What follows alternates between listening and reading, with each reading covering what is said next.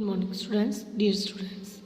आज का हमारा लेसन है महाभारत की बुक से लेसन 32 12वें दिन युधिष्ठिर को जीवित पकड़ने के प्रयास में विफल हो जाने पर अंत में यही निर्णय हुआ कि अर्जुन को युद्ध में ललकारा जाए और लड़ते लड़ते युधिष्ठिर से अर्जुन को दूर ले जाया जाए। युद्ध का 12वां दिन था। बहुत ही भयंकर लड़ाई हो रही थी। अचानक आचार्य द्रोण ने युधिष्ठिर को जीवित पकड़ने के लिए कई बार प्रयास किए पर असफल रहे। तभी भगदड़ मच गई कि भगदत्त के हाथी ने भीमसेन को मार डाला। युधिष्ठिर ने भी विश्वास कर लिया कि भीमसेन सचमुच मारा गया। यही सोचकर उसने अपने वीरों को आज्ञा दी कि वे भगदत्त पर आक्रमण करें। इधर एक तरफ युधिष्ठिर द्वारा भेजी गई सेना भगदत्त को मारने पहुंची और उसे चारों तरफ से घेर लिया। दूसरी ओर अर्जुन भी संसप्तकों से लड़ रहा था और वो भी वापस आ गया। कुछ ही देर में हाथी पर सवार भगदत्त ने अर्जुन और श्री कृष्ण को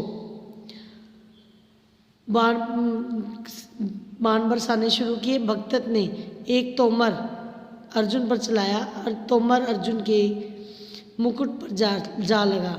इससे अर्जुन को बहुत क्रोध आया। उसने अपना मुकुट जो है वो संभाल कर रख लिया और बोला, भगदत्त अब इस संसार को अंतिम बार अच्छी तरह से देख लो। यह कहते कहते अर्जुन ने अपना गांडीव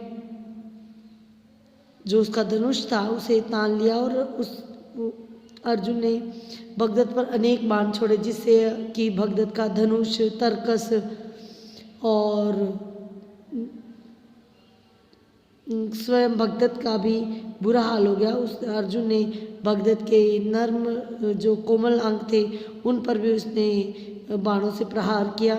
उसके बाद अर्जुन ने अपने एक तेज बाण से भगदत्त के आंखों के ऊपर जो एक रेशम की पट्टी बंधी रहती थी, जो कि उसकी आंखों के ऊपर लटक आने वाली चमड़ी को ऊपर उठाए रखती थी, उस एक तेज बाण से उस पट्टी को काट दिया। उस पट्टी के कटने से जो चमड़ी उसके ऊपर लटकी रहती थी आंखों के ऊपर, वो उसकी आंखों पर एकदम से आंखों के ऊपर आ गई। वो पट्टी जो थी वो चमड़ी को ऊपर खींचे रखती थी। तो वो पट्टी जब कट गई तो आंखों के आगे वो जो उसकी त्वचा थी वो सारी उसकी आंखों के ऊपर आ गई और भगदत्त को एकदम से दिखना बंद हो गया। वो उसी समय एक बाण भगदत्त की छाती में आकर लगा और गिरते हुए भगदत्त को देखकर कौरव सेना में डर फैल गया और डर के मारे कौरव सेना में भगदड़ मच गई और सेना जो है बिखर गई। उधर इस तरह भगदत्त मारा गया लेकिन उसी समय शकुनी के दो भाई अजक और वज्रक, उन दोनों ने अपना साहस नहीं छोड़ा और वो जमकर लड़ते रहे। उन दोनों वीरों ने अर्जुन को बहुत परेशान किया, बाणों की बहुत वर्षा की अर्जुन पर, लेकिन कुछ ही देर बाद उन दोनों के रथों को अर्जुन ने तहस नहस कर दिया और उसकी सेनाओं पर भी भयंकर बाणों से वर्षा की। और इस तरह से दोनों भाई जो शकुनी के दो भाई थे, अचक और वज्रक, दोनों अर्जुन के बाणों से घायल होकर गिर पड़े और मृत्यु को प्राप्त हुए। शकुनी ने जब देखा कि उसके दोनों भाई मारे गए तो उसके क्रोध और दुख की कोई सीमा नहीं रही और उसने युद्ध शुरू कर दिया और उसने उन सभी उपायों से काम लिया जिसमें उसे कुशलता प्राप्त थी। यानी जिन जिन युद्ध कलाओं में वो निपुण था उसने वो सब अपने युद्ध कलाएं उस समय अपनाई, लेकिन अर्जुन ने उसके एक एक अस्त्र को अपने अस्त्रों से काट डाला।